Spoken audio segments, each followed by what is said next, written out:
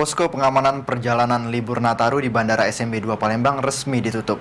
Setidaknya 109.000 penumpang gunakan moda transportasi pesawat tercatat hingga 3 Januari 2023. Posko pengamanan perjalanan libur Nataru di Bandara Sultan Mahmud Badarudin SMB 2 Palembang resmi ditutup melalui apel gabungan pada Rabu sore 4 Januari 2023.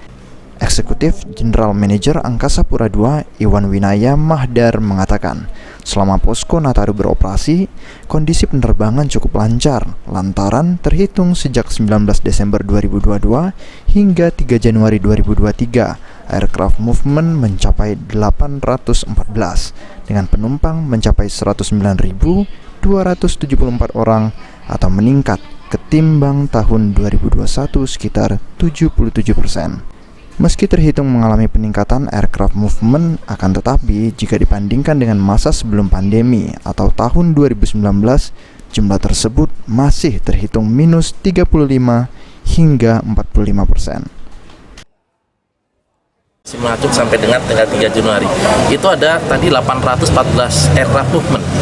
Kemudian untuk penumpangnya kita mencatat di angka 109.274 penumpang. Kalau kita compare dengan data 2019, ini masih minus atau masih lebih kecil dari 2019, kurang lebih 35 sampai dengan 45%. Tapi kalau dibandingkan dengan 2021, kita mengalami peningkatan kurang lebih 77%.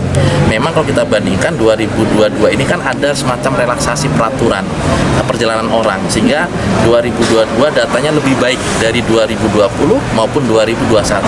Namun sebelum Covid data kita masih.